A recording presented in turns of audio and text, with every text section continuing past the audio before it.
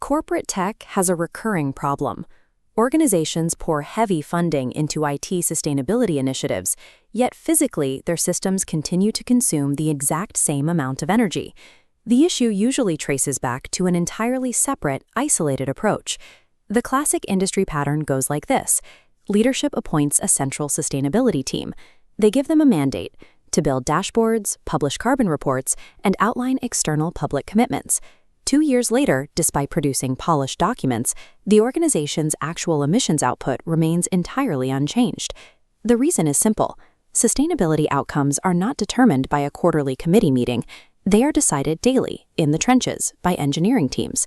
The true levers of energy consumption are the routine technical choices engineers make. It is the selection of a specific software library, the decision to over-provision a deployment for peak load, or the choice to skip adding a caching layer to a database query.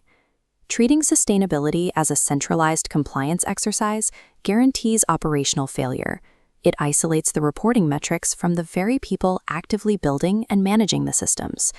A central sustainability team is still necessary, but their role is vastly different. They are enablers, pushing tools outward, rather than operational decision makers. Their job is to maintain measurement infrastructure, provide APIs to track consumption, and aggregate data for leadership.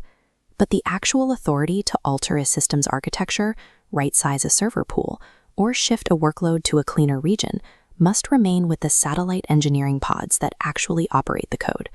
To make a difference, sustainability metrics have to be integrated directly into the standard engineering workflow. This means bringing energy footprint data into routine code reviews and regular capacity planning sessions. Until carbon impact carries equal weight to latency and cost in reviews, the systems won't change. Escaping that compliance trap requires a structured methodology. Organizations transition from generating reports to actively writing greener software by moving through the green software maturity progression. This framework charts 4 distinct stages of organizational maturity. Stage 1 is awareness. Sustainability appears in strategy documents and high-level discussions, but no actual measurements are taken and no engineering practices are adjusted. Most organizations spend far too long trapped in this phase, assuming that simply talking about the problem is progress. Stage 2 is measurement. Here, energy use and emissions are finally tracked for at least a few major systems. The initial data in Stage 2 will inevitably be rough and incomplete. Engineers frequently hesitate here, waiting for perfect accuracy before acting. That hesitation misses the point. The true value of Stage 2 is not the immediate precision of the numbers, it is the establishment of a baseline. Once a baseline exists, the engineering team can finally ask if a new deployment made the system's footprint better or worse. Once the baseline is set, we reach Stage 3, optimization. The organization transitions from merely observing the data to actively changing the systems to improve it. This usually takes the form of project-shaped work. A team might dedicate a sprint to rewriting an inefficient database query, or undertake a targeted exercise to right-size a specific cluster of services. The limitation of Stage 3 is that these improvements rely entirely on individual initiative. When the quarterly priorities shift, the green optimization work stops. The goal is Stage 4, integration. Here, sustainability is no longer treated as a separate, special workflow. Carbon emissions become a standard input during routine capacity planning. Efficiency concerns are raised without hesitation alongside code readability during standard pull request reviews. At integration, environmental improvements aren't from dedicated green campaigns. They emerge naturally from standard, high-quality engineering. There is a critical management insight required to execute this progression. A large organization does not evolve uniformly. It is completely normal for a core infrastructure team to conduct regular right-sizing exercises at the optimization stage, while the product developers writing the application code have no metrics at all and sit squarely in awareness. Because of this uneven spread, forcing a uniform, company-wide mandate to jump straight to Stage 4 integration will fail. You cannot demand that a product team integrate carbon into their daily code reviews if they haven't established basic measurement tools from Stage 2. The data simply isn't there. Leadership must assess the maturity of each team individually. Success comes from dictating only the next reasonable step on the ladder for that specific group, rather than setting impossible, immediate targets across the board. Let's test how this framework applies to specific scenarios you will see on the certification exam. Take this scenario. A company tracks its energy consumption.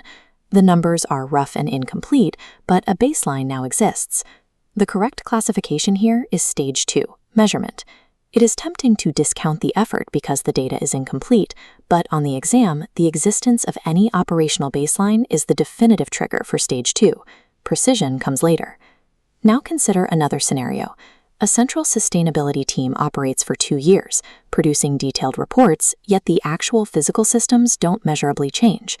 The exam distractors will suggest the team used the wrong reporting format, or that 2 years is too short a timeline to see results.